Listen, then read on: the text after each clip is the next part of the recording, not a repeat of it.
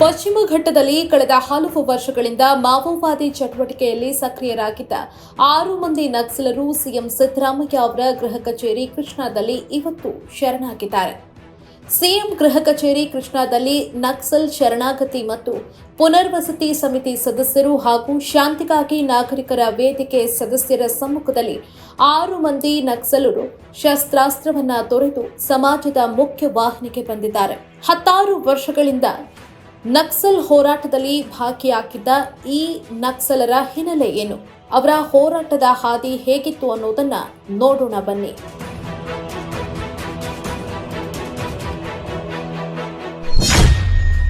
ಮುಂಡಗಾರು ಲಥ.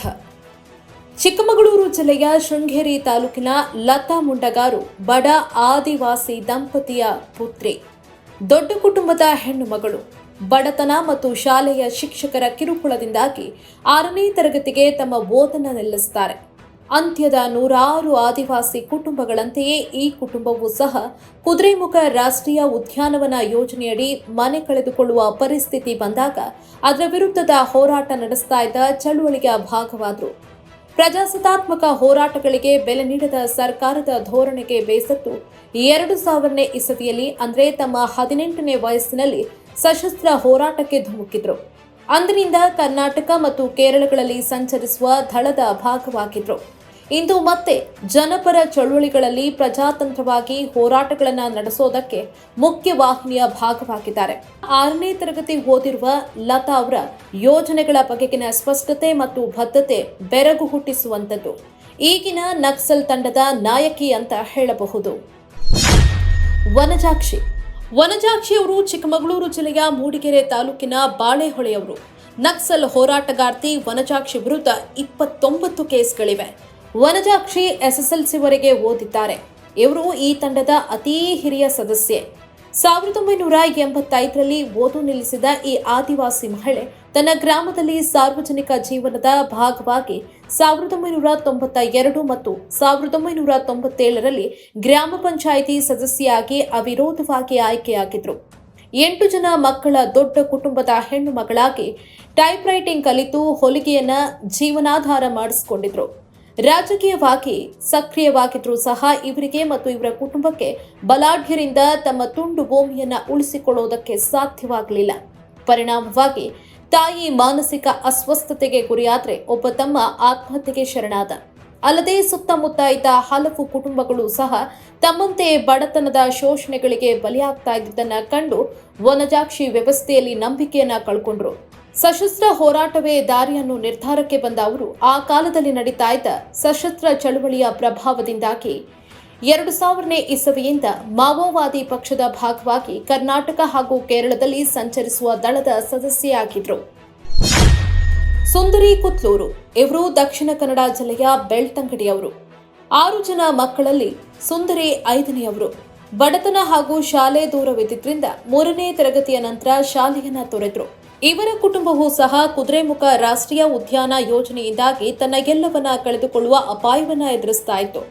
ಪ್ರಜಾಸತ್ತಾತ್ಮಕ ಚಳವಳಿ ಫಲ ನೀಡದೆಂದು ಕಂಡಾಗ ಆಗಿನ ಹಲವರು ಯುವ ಜನರಂತೆ ಸುಂದರಿಯೂ ಸಹ ಆಯುಧವನ್ನ ಕೈಗೆತ್ತಿಕೊಂಡ್ರು. ತನ್ನ 19ನೇ ವಯಸ್ಸಿನಲ್ಲಿ ಅಂದ್ರೆ 2004ರಲ್ಲಿ ಮಾವೋವಾದಿ ಪಕ್ಷದ ಸದಸ್ಯರಾದ್ರು. ಅಂದಿನಿಂದ ಕೇರಳ ಹಾಗೂ ಕರ್ನಾಟಕದಲ್ಲಿ ಸಂಚರಿಸ್ತಾ ಇರೋ ದಳದ ಭಾಗವಾಗಿದ್ರು. ತನ್ನ ಹಾಗೂ ನೆರೆಹೊರೆಯ ಕುಟುಂಬಗಳ ಮೇಲೆ ಪೊಲೀಸರು ನಡೆಸ್ತಾ ಇದ್ದ ದಾಳಿಗಳು, ದೌರ್ಜನ್ಯಗಳನ್ನು ಇಂದಿಗೂ ನೋವಿನಿಂದ ನೆನಪಿಸಿಕೊಳ್ಳುವ ಸುಂದರಿ ತನ್ನ ಹೋರಾಟದ ಕೆಚ್ಚನ್ನ ಉಳಿಸಿಕೊಂಡಿದ್ದು ಇನ್ನು ಮುಂದೆ ಪ್ರಜಾತಾಂತ್ರಿಕ ಚಳುವಳಿಗಳ ಭಾಗವಾಗಿ ಮುಖ್ಯ ವಾಹಿನಿಗೆ ಸೇರಿದ್ದಾರೆ. ಜಯಣ್ಣ ಅರೋಳಿ. ಇವರು ಮೂಲತಃ ರಾಯಚೂರು ಜಿಲ್ಲೆಯ ಮಾನ್ವಿ ತಾಲೂಕಿನ ಅರೋಲಿ ಗ್ರಾಮದವರು. ಸೆಕೆಂಡ್ ಇಯರ್ BA ಓದಿರುವ ಇವರು ದಲಿತ ಯುವಕ. ಕಾಲೇಜ್ನಲ್ಲಿರುವಾಗಲೇ ಆ ಸಮಯದಲ್ಲಿ ಆ ಭಾಗದಲ್ಲಿ ನಡೀತಾ ಇದ್ದ ಮಾವೋವಾದಿ ಚಳುವಳಿಯ ಕಡೆ ಆಕರ್ಷಿತರಾದ್ರು. ಆಸಕ್ತಿಯಿಂದ ಚಳುವಳಿಯನ್ನ ಗಮನಿಸ್ತಾ ಇದ್ರು. ಅವರಿಗೆ ಭಾಸ್ಕರ್ ಅವರ ಎನ್ಕೌಂಟರ್ ಹತ್ಯೆ ಆಘಾತವನ್ನ ಉಂಟು ಮಾಡಿತ್ತು. 2000ನೇ ಇಸವಿಯಲ್ಲಿ ತನ್ನ 24ನೇ ವಯಸ್ಸಿನಲ್ಲಿ ದಳದ ಭಾಗವಾದರು. ಅಂದಿನಿಂದ ಕೇರಳ, ಕರ್ನಾಟಕದಲ್ಲಿ ಇವರ ಹೋರಾಟದ ಚಟುವಟಿಕೆಗಳು ನಡೆದಿವೆ. 2018ರಲ್ಲಿ ಮತ್ತೆ ಸಶಸ್ತ್ರ ಚಳುವಳಿಗೆ ಮರಳಿದ್ರು. ಜನರ ಜೊತೆ ಸೇರಿ ಜನಪರ ಹೋರಾಟಗಳನ್ನು ನಡೆಸೋದಕ್ಕೆ ಮುಖ್ಯ ವಾಹಿನಿಯ ಭಾಗವಾಗಿದ್ದಾರೆ. ಸರ್ಕಾರ ಪ್ರಕಟಿಸಿರುವ ಪ್ಯಾಕೇಜ್ ಭಾಗವಾಗಿ ತಮಗೆ ಸಂದಾಯವಾಗಬಹುದಾದ ಹಣದ ಅರ್ಧ ಭಾಗವನ್ನು ತನ್ನ ಹಳ್ಳಿಯ ಶಾಲೆಯ ಅಭಿವೃದ್ಧಿಗೆ ನೀಡಬೇಕು ಅಂತ ತೀರ್ಮಾನಿಸಿದ್ದಾರೆ. ಜಿಶಾ ತಂಡದಲ್ಲಿನ ಎಲ್ಲರಿಗಿಂತಲೂ ತುಂಬಾ ಚಿಕ್ಕವರು. ಕೇರಳದ ಜಿಶಾ ವಯನಾಡು ಜಿಲ್ಲೆಯ ಮಕ್ಕಿಮಲದ ಆದಿವಾಸಿ ಮಹಿಳೆ. 8ನೇ ತರಗತಿವರೆಗೂ ವಿದ್ಯಾಭ್ಯಾಸ. 2018ರಲ್ಲಿ ಕೇರಳದಲ್ಲಿ ಸಶಸ್ತ್ರ ಹೋರಾಟದ ಭಾಗವಾಗಿದ್ದು 2023ರಲ್ಲಿ ತಂಡದ ಇತರೆ ಸದಸ್ಯರೊಂದಿಗೆ ಕೇರಳದಿಂದ ಕರ್ನಾಟಕಕ್ಕೆ ಬಂದರು. ವಸಂತ್ ಆರ್ಕಾಟ್ ತಮಿಳುನಾಡಿನ ವೆಲ್ಲೂರಿನ ವಸಂತ್ ಬಿಟೆಕ್ ಪದವೀಧರ. ವೆಲ್ಲೂರು ಜಿಲ್ಲೆಯ ಆರ್ಕಾಟ್ ಇವರ ಊರು. ಸಮಾಜಮುಖಿ ಚಿಂತನೆಗಳಿಂದ ಪ್ರಭಾವಿತರಾದ ಇವರು ಹೋರಾಟಗಳನ್ನು ಗಮನಿಸುತ್ತಾ ಬೆಳೆದವರು. 2010ರಲ್ಲಿ ಪದವಿ ಮುಗಿಸಿದ ತಕ್ಷಣವೇ ಸಶಸ್ತ್ರ ಹೋರಾಟದ ಭಾಗವಾಗಿ ಅಂದಿನಿಂದ ಕೇರಳ ಕರ್ನಾಟಕ ಭಾಗದಲ್ಲಿ ದಳದ ಸದಸ್ಯರಾಗಿದ್ದರು. ಮಿತಭಾಷಿಯಾಗಿರುವ ವಸಂತ್ ತನ್ನ ಆದರ್ಶಗಳನ್ನು ಬಿಟ್ಟು ಕೊಡದೆ ಹೋರಾಟದ ಮಾರ್ಗವನ್ನು ಬದಲಿಸಿ ಮುಖ್ಯ ವಾಹಿನಿಯನ್ನ ಸೇರಿದ್ದಾರೆ.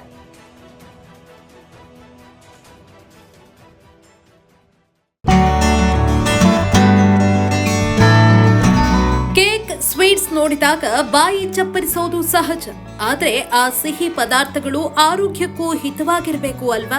ಹಾಗಿದ್ರೆ ಪರಿಶುದ್ಧ ಕೇಕ್ ಸೇರಿದಂತೆ ಯಾವುದೇ ಸಿಹಿ ತಿಂಡಿ ತಿನಿಸನ್ನ ಕಡೂರಿನಲ್ಲಿ ಸವಿಯೋದಕ್ಕೆ ಮಿಸ್ ಮಾಡದೆ ಭೇಟಿ ನೀಡಿ. The cake aroma, Srinivasa Iyengar bakery, Annapurna talkies ಮುಂಭಾಗ, ಎಸ್ಐಸಿ ಆಫೀಸ್ ಪಕ್ಕ, ಯುಬಿ ರಸ್ತೆ, ಕಡೂರು. Contact number 9900143907 8197805945. ಇದು ಪಬ್ಲಿಕ್ ಇಂಪ್ಯಾಕ್ಟ್, ಜನಶಕ್ತಿಯೇ ನಿರ್ಣಾಯಕ.